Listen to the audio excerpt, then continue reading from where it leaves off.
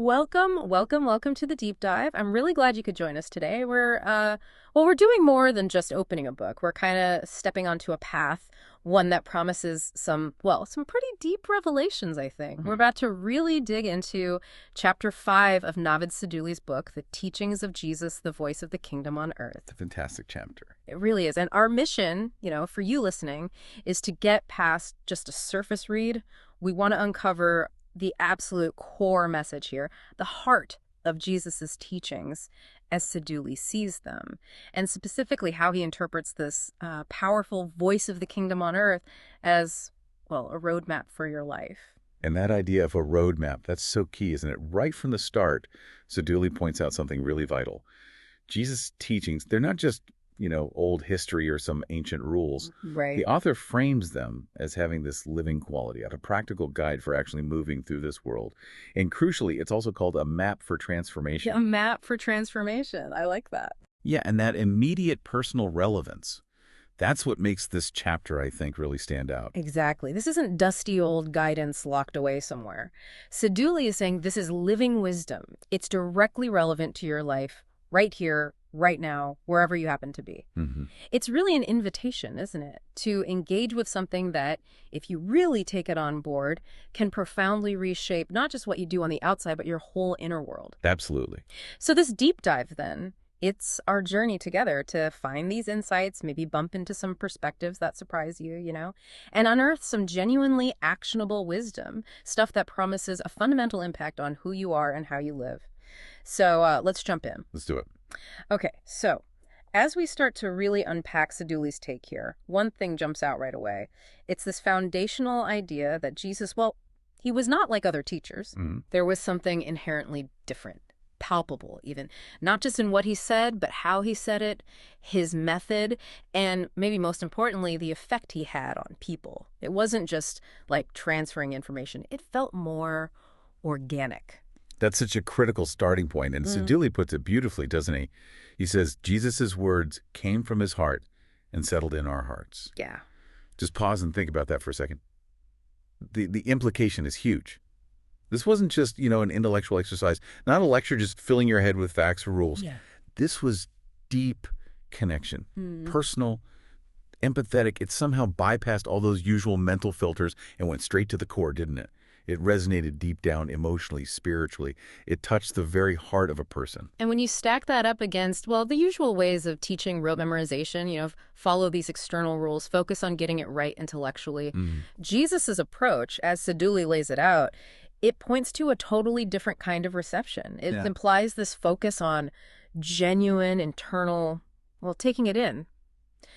A message that doesn't just hit your ears, but gets absorbed, integrated into the very essence of who you are. Right. Which raises a really interesting question for all of us, doesn't it? What kind of transformation does a message invite when it comes from the heart and settles directly in your heart instead of just, hitting your brain? Well, it invites a transformation that's not just deep, it's organic, like you said, deeply personal. And this is key, it's sustainable. Sustainable, yeah. Because it's rooted in your core, not just in some external pressure or, a fleeting understanding. Its effects last. Yeah. A message aimed just at the intellect might change how you act for a bit. Sure. Out of duty, maybe. Right, or social pressure, or even fear. Mm-hmm. But when a message lands in the heart, when it really resonates deep inside you, that has the power to fundamentally change your desires, your motivations, your actual character. Mm-hmm. Sadoli really hammers this home. It's a shift from just doing differently to actually being different. Being different. Yeah, a change that just naturally radiates out from who you are at your core. Okay, so here's where Sadoli points out something really revolutionary, I think, about Jesus's teachings. He flags this pivotal shift, like a fundamental course correction for spiritual life. Jesus deliberately moved the focus away from dry and superficial laws and towards profound inner transformation. Now, this wasn't just tweaking things. This was like a radical break from the religious and cultural norms of the time. Oh, absolutely. Sadoli calls it a fundamental change of direction. He explains it as moving from appearance to depth, from law to love, and crucially, from outer to inner. From outer to inner. Yeah. And to really get how radical that was, you have to think about the context back then. So many belief systems, then and even now, right? They often emphasize just meticulously following external codes, rituals, visible acts of piety. Yep, checking the boxes. Exactly. Your social standing, how righteous people thought you were. It was often judged by how well you complied on the outside. Sadoli suggests Jesus was just cutting right through all that external stuff, inviting people to look inside themselves. And that's the bit that can feel unsettling, even today, isn't it? Jesus basically said, look, it's not enough to just look good outwardly. What really counts is what's going on inside you. It's like saying, don't just polish the outside of a cup if the inside is filthy. This reorientation just completely redefined what it meant to be good, to be righteous, to be right with God. It wasn't about ticking off a long list of external rules, which, let's be honest, can lead to a kind of performative spirituality. Right, just going through the motions. Yeah. It was about changing something much deeper, much more hidden inside you.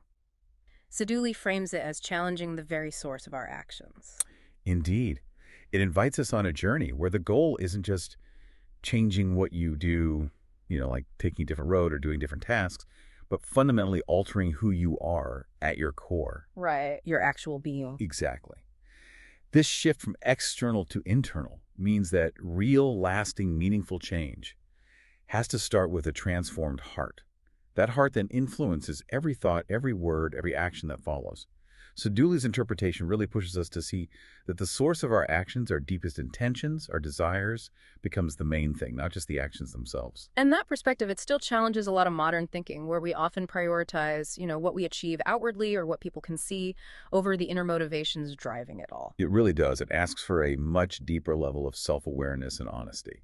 And the setting, the place where so many of these really radical teachings were first shared is, well, as Sadoli shows, it's incredibly powerful and symbolic in itself. The chapter kicks off with this really vivid picture. Jesus is shown sitting on a mountain, not on a royal throne, talking to the crowds. It's such a simple image, but wow, it carries so much symbolic weight, especially when you think about, worldly power structures. It's a potent visual, absolutely. And intentionally so. It's Right. deeply tied to the very essence of Jesus' authority and the nature of his message. A royal throne? Well, that signifies worldly power, doesn't it? Hierarchy, distance. Yes, separation. Right. It usually comes with an expectation of bowing down, formal rules, a clear line between the ruler and the ruled. But Jesus, just sitting there on a mountainside, that immediately signals accessibility, humility, being grounded. Yeah, approachable. Exactly. Sadoli highlights how this posture suggests a leader who isn't ruling from on high, but is actually teaching among the people, engaging them directly. No pomp, no ceremony. His authority wasn't coming from worldly status, a crown or a palace. It came from the inherent truth and the transformative power of his words, delivered with this profound wisdom and relationship. It's almost like the setting itself is a kind of parable, isn't it? Yeah, that's a great way to put it. It signals right away, this isn't about earthly kingdoms. It's not about political power grabs. This is something totally different, a spiritual revolution maybe, not a military one.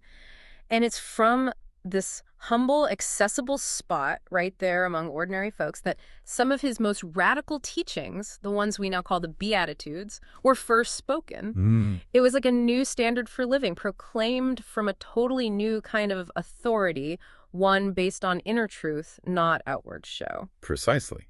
That simple yet incredibly powerful setting, that's where Jesus started laying out this completely new way of living. One that would redefine what human flourishing and spiritual well-being even mean for centuries. Yeah. It wasn't about grabbing worldly power or setting up some earthly empire. Yep. It was about transforming hearts and minds, building a different kind of kingdom altogether.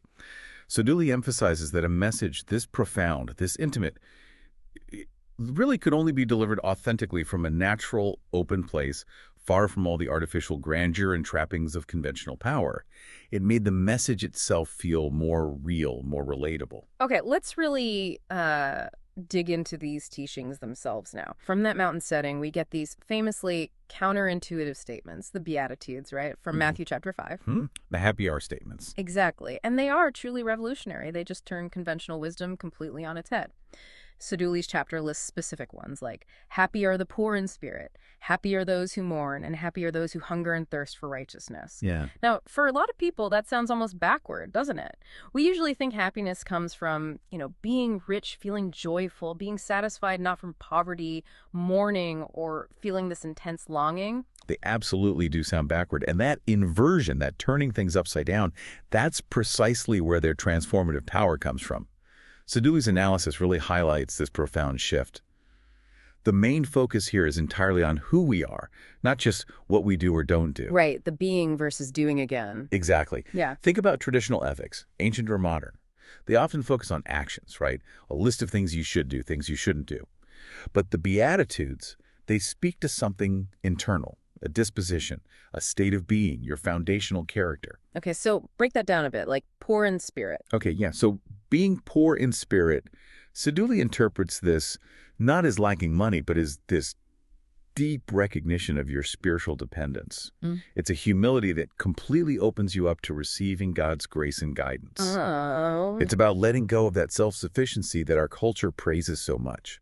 Imagine, just for a second, in your own life, letting go of that need to have it all figured out, to be totally self-reliant, recognizing your limits, and actually opening yourself up to help. That's kind of like spiritual poverty. That makes sense. What about mourning? And mourning here isn't just being sad. Sadoli explains it as this deep empathy for suffering, an awareness of the brokenness, the injustice in the world and in our own lives that fuels this longing for things to be made right, for healing. It's not a passive grief, it's an active, compassionate sorrow. Act of sorrow. Okay. And then hungering and thirsting for righteousness. This is described as an insatiable inner craving for justice, for what is right, personally and globally. It's this urgent desire, like you're dying of thirst, for things to align with God's perfect way. Sadoli suggests this is a hunger that worldly stuff just can't satisfy. Wow. So it really is about the internal engine, isn't it? The core character, not just the outward actions. This completely changes how we measure human flourishing. It's not about how many good deeds you rack up or how well you follow the checklist, Right. but about the fundamental state of your heart, your inner world. So for you listening, Sadoli's insights are really pushing you to ask, what would it really mean for me to pour in spirit? To let go of that need for self-reliance and embrace dependence, especially when the world rewards, being fiercely independent, or to truly hunger for righteousness, to feel that deep yearning for justice so intensely that it actually guides your choices. This isn't just a nice spiritual idea. Sadoli shows it actively redefines what we think is valuable and good. It's a radical redefinition of value, of success, absolutely. In a world that often celebrates being self-made, superficial happiness, always chasing personal gain, Jesus, through Sadoli's lens, declares blessing on those who embody humility, compassionate sorrow, and that deep, active longing for justice. This focus on inner attributes, rather than just external actions, it maps out a completely different path to well-being and spiritual depth. It really calls for an honest look at yourself, moving past the surface appearances to the very core of who you are.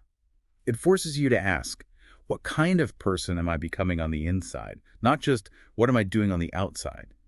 And Sadoli says that's where the real transformation starts. And Sadoli shows us that the teachings, they get even tougher, presenting ideas that are, frankly, completely contrary to usual perceptions. Yeah, this is where it gets really challenging. Right. This is where Jesus takes those internal states and applies them to everyday life in ways that just shake up conventional morality and social norms. The source material gives these really stark, powerful examples. The command to love your enemies, which is still just mind-bending for most people. Still is. The incredibly radical idea that if you are angry with someone, it's like you've killed them. And declaring that even a lustful gaze is like adultery. These aren't just hard rules to follow. They redefine morality itself, pushing it way beyond observable actions into the deepest corners of our intentions. Precisely. And Sadoli explains the huge impact of these statements. These raise the standard very high. It's not just about avoiding a visible crime or breaking a law anymore. It means, as he puts it, you can no longer maintain appearances and think everything is fine. Right. You can't just fake it. Exactly. Think about the legal systems then, and even much of ours now, they focus on the overt act, right? Murder was the physical act of killing. Adultery was the physical act. Jesus, as Sadoli interprets him, moves the whole conversation squarely into the realm of intention, emotion, thought. He reveals the internal roots of these external actions. Okay, so let's unpack love your enemies. Yeah, human nature, just left to itself, usually seeks revenge, right? Or at the very least, avoidance when someone's an enemy. Sadoli points out this teaching isn't about ignoring injustice or saying harm is okay. It's about an internal posture that deliberately breaks that cycle of hatred and retaliation. It asks us to somehow see the humanity in the other person, even the one hurting us, and to genuinely wish them well, not harm. That's an immense challenge. It requires a kind of Well, supernatural love flowing from a truly transformed heart. Supernatural love. Wow. Okay, and the anger murder connection. Now that radical comparison, Yeah. you are angry, it's like you've killed. So Dooley explains, Jesus isn't saying inner anger is literally murder, but he's saying the seed of murder, the root of violence, lies in that unaddressed hatred and rage simmering in the heart. Ah, the seed. Yeah. If we let that anger fester, if we nurture it, it has the potential to destroy just as surely as a physical blow. This forces us to confront just how corrosive our internal emotional world can be if we don't deal with it. Okay. And the lustful gaze being like adultery. Similar idea. Again, Sadoli clarifies Jesus is getting at the source of the sin. Adultery doesn't just happen out of the blue. It often starts with unchecked desires, with intentions. By calling out the lustful gaze, Jesus highlights how vital it is to manage our inner desires, to guard our hearts, because he understood that where our thoughts linger, our actions often eventually follow. So it's digging deeper. It's not enough to just not physically kill someone. No. Saduli's reading forces us to deal with the anger, the bitterness, the resentment inside that could lead there. Exactly. It's not enough to not commit adultery. We have to examine the desires, the lustful thoughts that might lead us down that road. This just blows past legalistic frameworks entirely, doesn't it? It goes right into the intimate space of the heart, our hidden intentions. It's incredibly demanding. It shows that real morality starts way before any action is ever taken. It is demanding.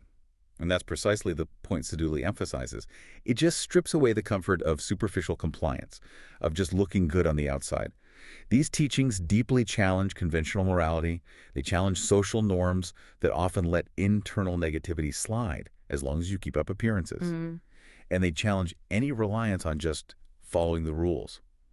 They demand a fundamental, honest look at your entire inner world. Your thoughts, your emotions, your hidden motives, not just what people can see.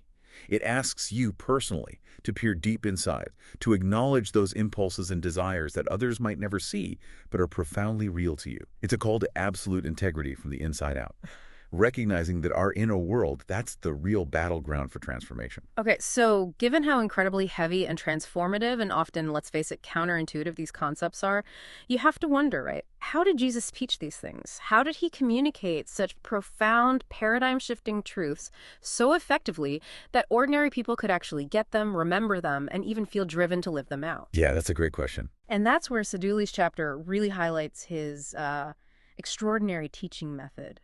The powerful, constant use of parables. Parables were absolutely central, weren't they? And Sadoli does a brilliant job digging into the strategic why behind this method. Parables, as the author explains it, they took the mysteries of the kingdom of God and poured them into simple stories. Simple stories, complex truths. Exactly. And it wasn't just about simplifying things. It was a really sophisticated way to make these complex divine truths accessible and incredibly memorable, even for people without, formal education or theological backgrounds. Was more, the book clarifies a really vital interpretation of the kingdom of God here. It's not just a place in the future or some distant floaty realm we hope to get to after we die. Sadoli explicitly defines it as God's sovereignty that can begin in our lives right now. Right now, that distinction is massive, isn't it? Huge. Because it yanks the kingdom out of the abstract and plants it firmly in your immediate reality. If the kingdom of God isn't just some future hope, but it's a present reality, God's active reign and influence starting in your life now, well, then its principles become instantly applicable, personally relevant. Right. The parables, then, they're not just quaint little allegories. Sadoli suggests they're more like blueprints for how to live, how to operate, how to actually experience God's active reign in this present active kingdom. They make the complex feel tangible and the spiritual intensely practical. Exactly. By defining the kingdom as a present reality, God's active influence available to you here, and now the parables become these practical illustrations of how that reign works and how you can live out its principles.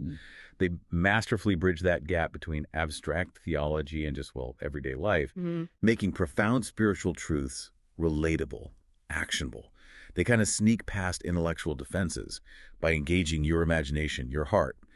They invite you, the listener, to engage with these truths not just as someone receiving doctrine, but as an active participant in the kingdom unfolding right where you are. Sadoli emphasizes that this narrative power is what allowed the teachings to be carried in memory, shared easily, making them kind of viral long before the internet existed. And the chapter gives us some really powerful, familiar examples of these parables. The mustard seed parable, that's one of the most intriguing, I think, describes this tiny, almost insignificant seed. Yeah, the smallest of seeds. Goes into something huge, right? A big bush providing shelter. Yes, the mustard seed. Sadoli explores how it unpacks that core message. How something small, a simple beginning, can turn into something huge. It's an allegory not just for the kingdom itself growing, but crucially, for that inner transformation Jesus calls us to. Ah, okay. The inner transformation link.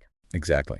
Sadoli explains it speaks to the hidden potential within really humble beginnings, like a small act of faith you make, a single seed of forgiveness you plant in a relationship, maybe a tiny shift in your heart towards humility. These things that seem insignificant on the surface, internally or externally, they can kickstart massive, profound, far-reaching changes in your life and in the world around you. It really highlights the incredible power of slow, organic growth. It emphasizes patience, trusting the process, even when the start seems tiny. It totally challenges our modern obsession with, instant results and grand gestures. That's powerful. Then there's that incredibly moving, deeply human story. The lost son parable, often called the prodigal son. Oh, yes. That one really gets to the core of unconditional love, acceptance. It reveals something so profound about the divine nature. That parable, Sadoli explains it so well. It offers this profound revelation. It shows God's forgiving heart. It's a story that resonates so deeply because it paints this picture of a love that actively searches for the lost, welcomes back the wayward person without any judgment, no preconditions. Yeah, just runs to meet him. Right, and celebrates reconciliation with this extravagant, overflowing joy. It's such a powerful counter-story to any idea of a distant, punishing, demanding God. Instead, it highlights boundless compassion, unconditional acceptance, unwavering faithfulness. Sadoli argues this parable is designed to just dismantle shame and invite people back into relationship. And the concluding insight Sadoli offers on parables really nails their essence. These are not just stories, they are windows to another truth. That perspective encourages a much deeper, more reflective engagement than just hearing a story. It invites you to look through the story, doesn't it? To peer past the literal events and see the deeper spiritual reality, the hidden principle it reveals about God, about us, about the kingdom. Windows to another truth. I really love that framing. It challenges you, the listener, doesn't it? Sadoli pushes us to ask, what does it mean for me to look through these familiar stories like windows? What deeper truths, maybe uncomfortable ones, maybe gloriously freeing ones, might they reveal about myself, about God's character, about the world that I hadn't seen before? It pushes you beyond the literal facts, beyond just information, into this space of potentially profound personal transformation. Indeed. It demands a kind of imaginative, empathetic engagement that goes way beyond just intellectual analysis. It's not about simply decoding a message, but about letting the story illuminate a spiritual principle, stir an inner knowing, maybe an aha moment, that dry propositional explanations might just miss. Sadoli emphasizes that every parable is an invitation to see the world and your place in it through a fundamentally different lens, this kingdom lens that reveals divine truths woven right into the fabric of everyday life. You know, as we've been talking through all this, these powerful commands, these illustrative parables, there's this really compelling theme that keeps surfacing again and again, like a drumbeat. It keeps bringing us back to one central idea. It really seems like it's all about the heart, right? You're absolutely right. Yeah, the centrality of the heart is just undeniable. It's a constant theme in Jesus' teachings, and Sadoli meticulously highlights how significant it is. The author points to that powerful statement from Luke's Gospel, directly linking our inner state to our outer expression. Out of the abundance of the heart, the mouth speaks. And Sadoli explains, this isn't just about literal talking. It covers all our words, all our actions, our reactions, our priorities, our whole outward demeanor. Our external life, then, it's not really independent, is it? It's just a manifestation, a reflection of what's truly going on inside our heart. So what's inside comes out. Pretty much. If your heart's full of bitterness, that's going to spill out inevitably. If it's overflowing with love, that will show too. And it's not just about what we say or do, but also what we truly value, what we chase after. There's that parallel insight from Matthew's Gospel, which Sadoli mentions. Where your treasure is, there your heart will be also. Yes. That's not just like a nice moral suggestion. It feels like a profound psychological and spiritual truth. It connects your deepest affections, your real values, your ultimate priorities directly to the core of who you are. Totally. If your main treasure is, say, material stuff, your heart's just naturally going to be consumed with getting it, protecting it. If your treasure is wisdom or selfless love or connection with God, well, your heart follows that path. Sadoli suggests this verse really reveals what we truly worship, what we're devoted to deep down. These verses powerfully reinforce that idea. Mm-hmm. Your inner life, your deepest desires, your core motivations, your affections, where you find your security. It fundamentally dictates your outer reality and your priorities. What you cherish, what you pour your energy into, where you get your sense of security and fulfillment.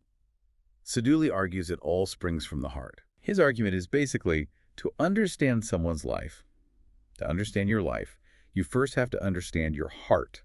It's the engine room, the control center, the source of everything. Therefore, any real, lasting transformation must, absolutely must, begin there. It's where our true loyalties lie, regardless of what we might say on the outside. So if we synthesize the really profound implications Sadoli draws from all this, it truly seems that everything seems to start from within and return to within. It's not just a cycle. It feels like the fundamental operating principle for human experience, for transformation. That's a crucial takeaway, maybe the most crucial one Sadoli offers. If genuine, lasting change really does begin in the heart, then focusing on nurturing and transforming that inner self becomes paramount.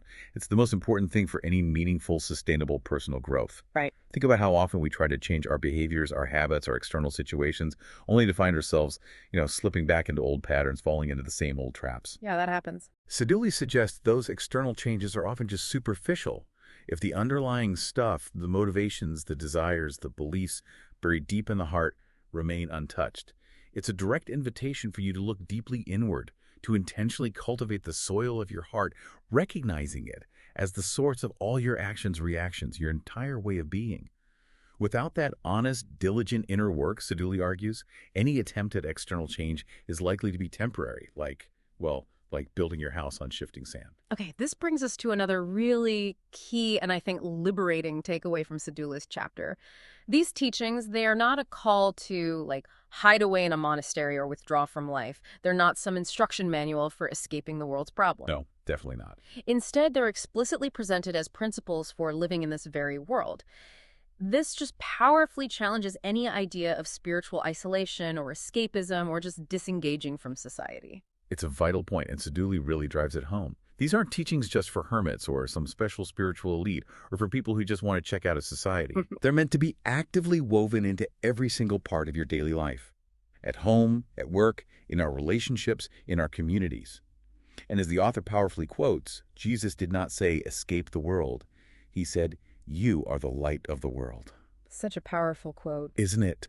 It radically reframes the whole purpose of faith and transformation. It's not about finding a safe little bubble away from the world's troubles. It's about actively participating in the world, bringing positive influence, engaging with society as an agent of light and transformation. Sadoli argues that retreating is actually a misunderstanding of what the kingdom is about. So it's about being present, fully engaged, and actually embodying these principles right in the middle of the messy, complex, sometimes beautiful reality of everyday life. Exactly. You're not supposed to hide your light under a basket. You're meant to shine it right where you are in whatever sphere of influence you have. What a profound shift from any idea of a purely withdrawn, ascetic spiritual path. It makes a whole spiritual journey incredibly active and, outward-facing. It absolutely mandates an active, outward-looking faith. One that refuses to be locked up in private moments or just internal thoughts. Your spirituality, Sadoli argues, isn't just for your quiet time. It's meant to show up tangibly in your interactions, your ethical choices, your work, your very presence in the world. It's a call to be an integral positive force wherever you find yourself, letting your transformed inner life visibly impact the world around you. That engagement, rather than withdrawal, becomes the real proof of the inner work. So for you listening, the really practical question becomes, okay, how?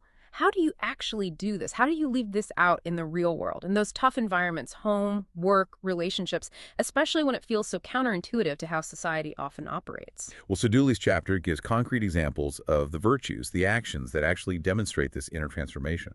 It's about living with humility, with forgiveness, with peacemaking, with love, even love for the enemy. Wow, those are big ones. They are huge.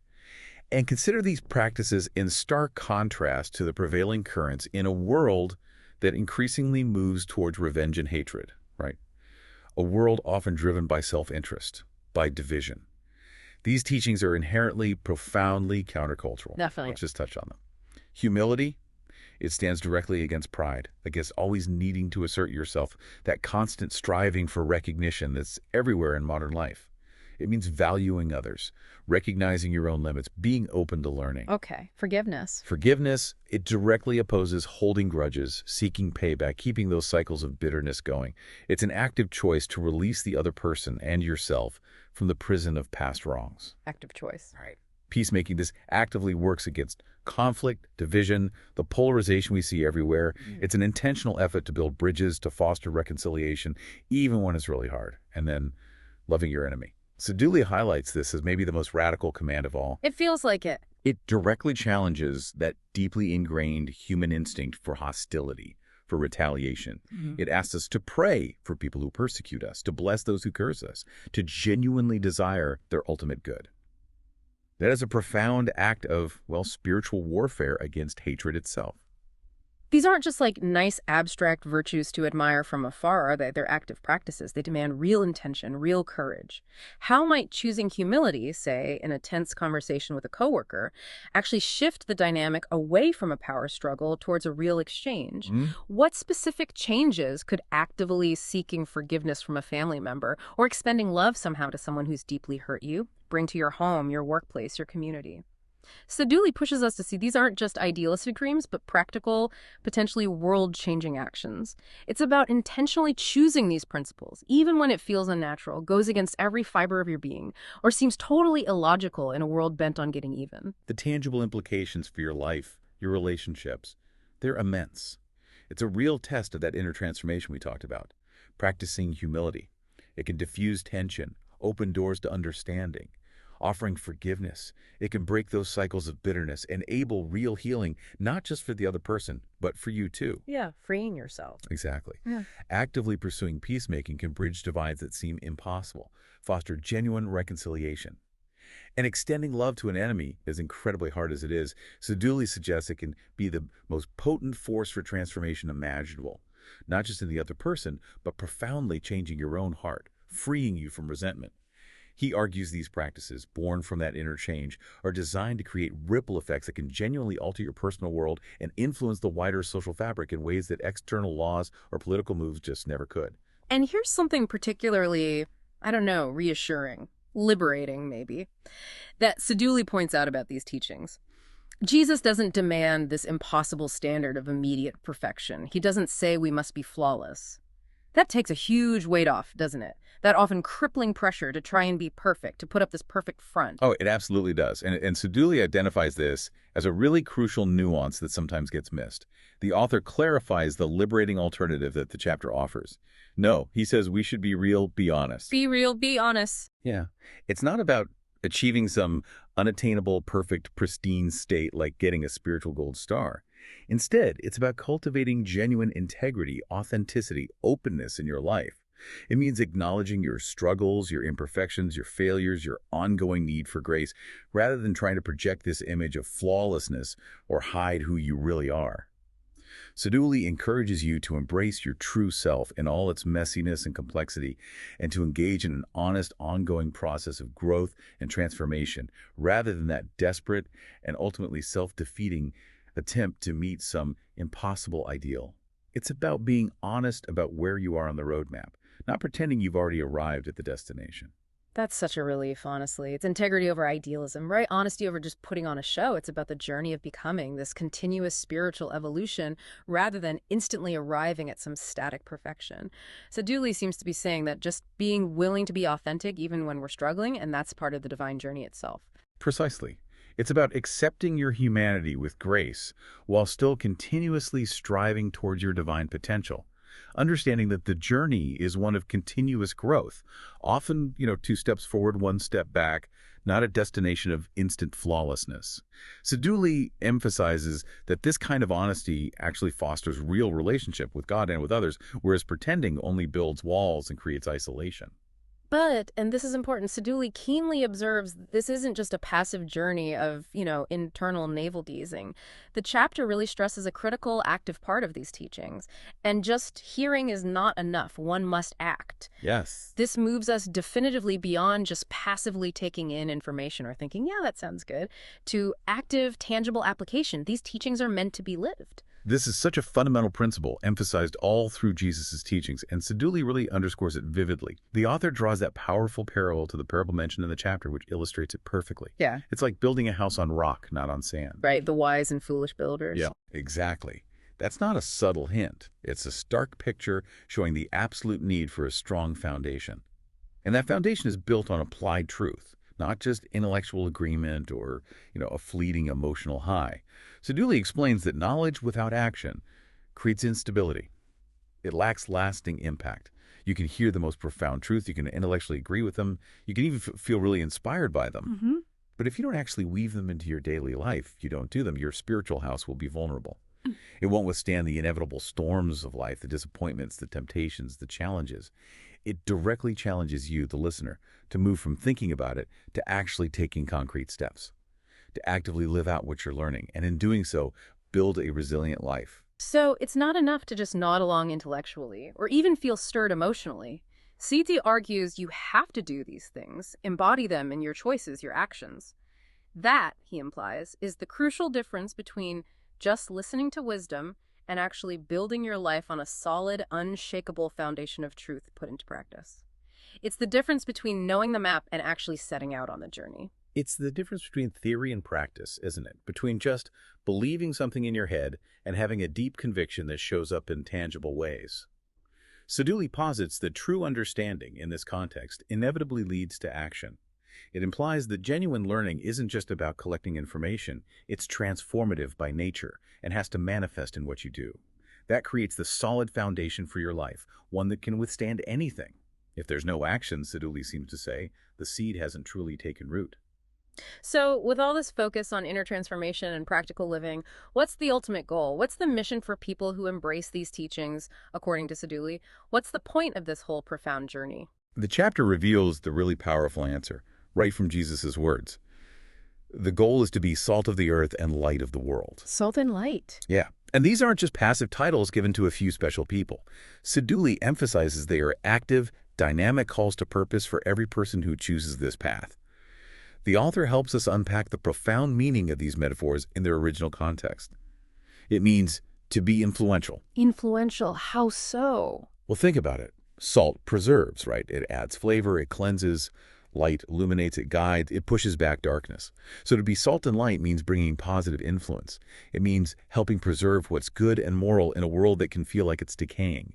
It means adding flavor and meaning to what might seem mundane.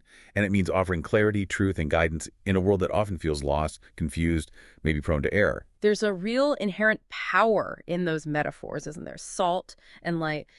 The potential for transformation is huge for those who choose to live this way. It's not just about your personal change anymore, but about the ripple effect you then have on everything, everyone around you. You become a force for good.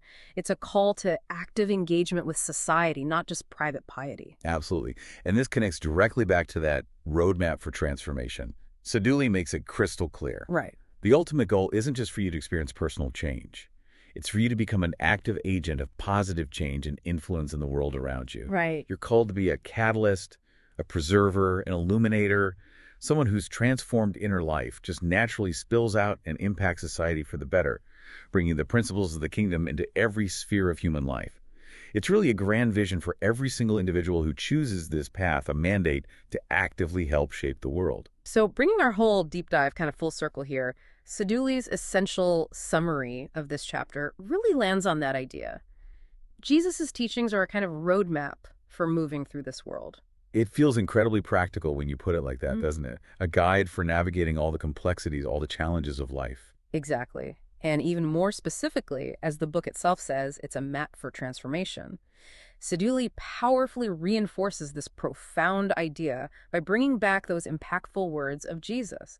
Jesus did not say escape the world, he said you are the light of the world. There it is again. So important. It really is. It just profoundly re-emphasizes the active, world-engaging, positively influential nature of these teachings. It completely shifts the paradigm for you, the listener, away from any idea of retreat or isolation. Seeking refuge from the world towards active engagement and purposeful contribution within the world. It's about living out this transformed life, not in some protected bubble, but right in the thick of it, being a beacon wherever you are. And the chapter gives us another really powerful, beautiful metaphor to describe how these teachings actually work inside us. These words are like seeds planted within us, it seems. I love that image, too. Yeah, it suggests inherent life, doesn't it? Incredible potential organic growth rather than just like a rigid set of instructions. It's a perfect and profound metaphor. And the critical key point that Saduli makes right after using that image is this. Yeah. We must allow these seeds to grow, allow them to bear fruit. This is a personal invitation to change. We must allow them. It's not automatic. Exactly. It's not a passive thing where seeds just magically sprout without any effort on our part. Saduli emphasizes it requires intentional nurturing.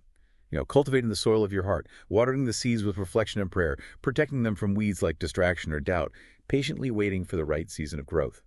It requires active cooperation from you. It signifies this ongoing, dynamic process of personal transformation, a journey of cultivation where you actively participate in allowing these profound truths, humility, forgiveness, love, peacemaking, to take root, to flourish, and ultimately to bear the abundant fruit of a genuinely transformed life, showing up in every aspect of your existence. This really frames our entire deep dive and Saduli's chapter itself as this deeply personal journey, doesn't it? An ongoing process of growth for you, the listener. It's this continuous unfolding invitation to actively participate in your own transformation, to tend to those precious seeds within you. And to recognize that both the responsibility and the immense potential for that growth lie within that active, conscious choice to nurture the seeds. The teachings are given, the seeds are planted, but the harvest, that fruit of transformed life, Saduli suggests it depends entirely on how you choose to engage with them, how you allow them to flourish in the unique garden of your own heart. As we start to wrap up this incredibly insightful deep dive, I want to share Saduli's hopeful closing words directly with you, the listener. He writes, "Just as God is transforming my life, I'm sure he's touching yours too." That's powerful. Isn't it? It creates such a strong sense of shared experience, of universal possibility, that this is an ongoing, living journey for all of us. It truly does. It's a brief but really resonant thought, isn't it? About how universal and yet deeply personal this invitation to transformation is. It emphasizes that this journey of being touched, being changed by these teachings, it's accessible to everyone. It's an ongoing shared human experience. It beautifully underscores that none of us are alone in this pursuit of a transformed life. So with those powerful words from Navid Sadoli kind of echoing in our minds, the author leaves us with this final, profound encouragement straight from the source material. So until the next deep dive, stay rooted in his word, walk with the Holy Spirit, and build with faith. In the name of Jesus Christ, stay strong and shine bright. Amen to that. And maybe for you, the listener, as you reflect on everything we've unpacked today, that radical shift from outer law to the inner heart, the accessible power of the parables, the call to be salt and light right where you are, perhaps consider this one provocative thought for the week ahead. What is one specific intentional step you can take to actively nurture one of those seeds? Maybe humility, maybe forgiveness, maybe love that these words might have planted within you. How will you consciously allow it to grow and bear fruit in just one specific interaction or one decision you face, beginning to transform your unique life circumstance from the inside out? That's a truly wonderful challenge to carry forward. Thank you so much for joining us on this incredibly insightful deep dive into Navid Saduli's The Teachings of Jesus, the Voice of the Kingdom on Earth. Keep exploring, keep growing, and definitely continue your own deep dive into these transformative ideas. Because this journey of understanding, and especially application, it's truly ongoing. We'll see you next time on The Deep Dive.